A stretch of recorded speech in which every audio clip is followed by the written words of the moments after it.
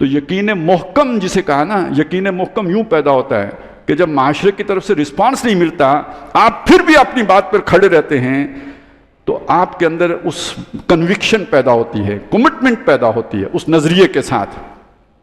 اس سے پتہ چلتا ہے کہ آپ دل و جان سے اس بات کو مانتے ہیں۔ لیکن اگر آپ ہمت ہار جائیں، اس کے بعد کہیں یہ ملک رہنے کی جگہ ہی نہیں ہے، ہم تو بس اب جا کے سوئٹزرلینڈ رہیں گے، تو کتنے لوگ ہیں جو یہ کہہ کے بھاگ گئے ہیں؟ تو کیوں بھاگ گئے ہیں؟ جب انہیں نظر آیا کہ کامیابی نظر نہیں آ رہی، تو اس کا مطلب موٹیویٹنگ فورس جو تھی وہ کامیابی تھی، اللہ کی رضا نہیں تھی۔ اور یہ ان کی امید تھی، کس کی؟ کافروں کی، کہ اس طرح ہم حضور کی ہمت توڑ دیں گے۔ نہیں ٹوٹی۔ 3 سالوں کے بعد پتہ چلا کہ یار لوگ تو بات کو مان رہے ہیں، ابو بکر گئے، عثمان گئے، یہ تو ہماری رولنگ ایلیٹ کے اندر نقب لگا دی ہے انہوں نے۔ اچھا صرف یہی نہیں ہوا یار، وہ دیکھو ہمارے غلام بھی جا رہے ہیں، یہ تو گویا ہمارے بارود خانے میں آگ لگا دی ہے انہوں نے، جن کا کوئی رائٹ ہی نہیں ہے، ہمارے پوچھے بغیر بات نہیں کر سکتے، وہ بھی اپنی مرضی سے کہہ رہے ہیں اشہد ان لا الہ الا اللہ واشہد ان محمدا عبدہ ورسولہ۔ یہ ناقابل برداشت بات تھی۔ یہ ایسی بات تھی کہ جیسے کسی منظم ادارے کے اندر لوور رینکس کے لوگ بغاوت کر دیں۔ وہ اپنے کلب کے لوگ اگر کوئی اونچ نیچ بھی کر دیں، ملک کے خلاف بھی کر لیں، وہ قابل برداشت ہوتا ہے، اپنی برادری ہوتی ہے، کلب ہوتا ہے، خاندان ہوتا ہے۔ یہ لوور رینکس کے غلام، یہ ناقابل برداشت ہوتا ہے، انہیں نشان عبرت بنانا ہوتا ہے تاکہ کسی اور غلام کے اندر یہ جرت نہ پیدا ہو۔ لہٰذا پھر نشان عبرت بنایا گیا نا، کس کو؟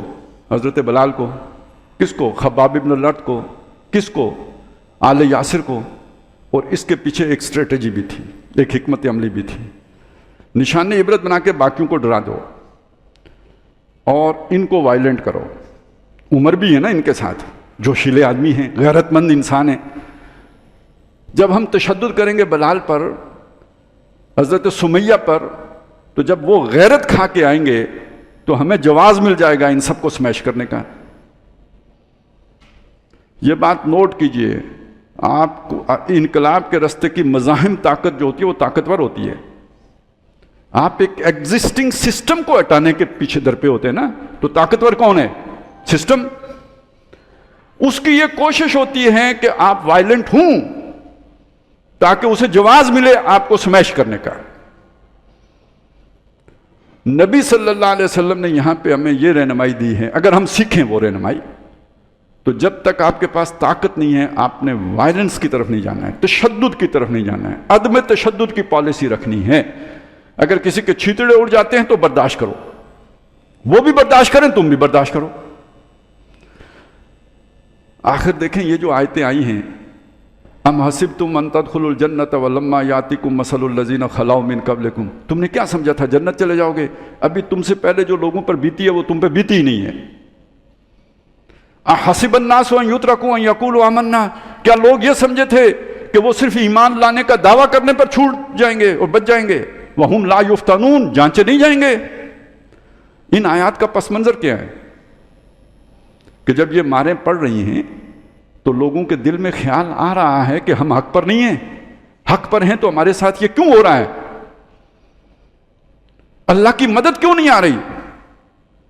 چنانچہ قرآن نے یہ بات کھول کے کہی ہے، وَلَمَّا يَأْتِكُم مَّثَلُ الَّذِينَ خَلَوْا مِن قَبْلِكُم مَّسَّتْهُمُ الْبَأْسَاءُ وَالضَّرَّاءُ وَزُلْزِلُوا حَتَّى يَقُولَ الرَّسُولُ وَالَّذِينَ آمَنُوا مَعَهُ مَتَىٰ نَصْرُ اللَّهِ، اللہ کی مدد کہاں ہے؟ الا ان نصر اللہ قریب، ہمت رکھو، اللہ کی مدد قریب ہی ہے۔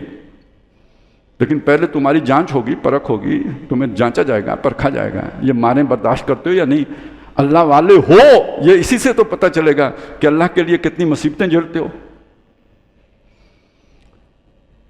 یہاں آپ صلی اللہ علیہ وسلم نے اس دعوت کے اس مرحلے پر خاص صبر کا یہ انداز اختیار کیا کہ وہ بھی صبر کریں جن پر بیت رہی ہے، اور وہ بھی صبر کریں جو دیکھ رہے ہیں۔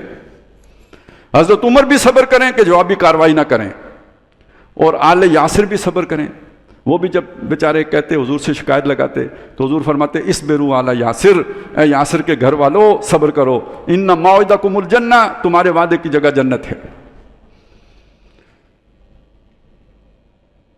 میں ذرا ان باقی مثالوں کو چھوڑ کے اب میں آتا ہوں آپ کے سامنے یہ بات رکھنے کے لیے کہ دیکھیں اس سارے منظر کو سامنے رکھیں نا تو 3 نکات نکھر کر آپ کے سامنے آ جائیں گے۔ پہلا نقطہ کیا ہے؟ وہ جو انقلابی نظریہ ہے آپ کا، جو پہلے سے موجود معاشی اور سیاسی نظام کے اوپر اور سماجی نظام کے اوپر تیشہ بن کے گرتا ہے، اس نظریے کی دعوت، نشر و اشاعت، تبلیغ، اسے پہنچانا، پروپیگیٹ کرنا، اس کے نتیجے میں ہونے والے زبانی تشدد کو بھی جھیلنا اور برداشت کرنا، اور جسمانی تشدد کو بھی برداشت کرنا اور جھیلنا، اور ڈٹے رہنا اور جمے رہنا، یہ خود اپنے اندر کتنا بڑا مقام ہے۔ ان الذین قالوا ربنا اللہ ثم استقاموا تتنزل علیہم الملائکۃ الا تخافوا ولا تحزنوا وابشروا بالجنۃ التي کنتم توعدون۔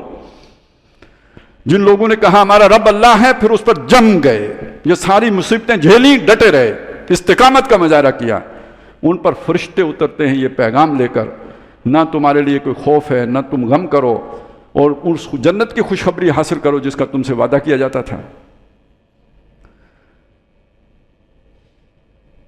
یہ پہلا مسئلہ تو یہ ہو گیا، دعوت اور اس کے ساتھ استقامت یعنی صبر۔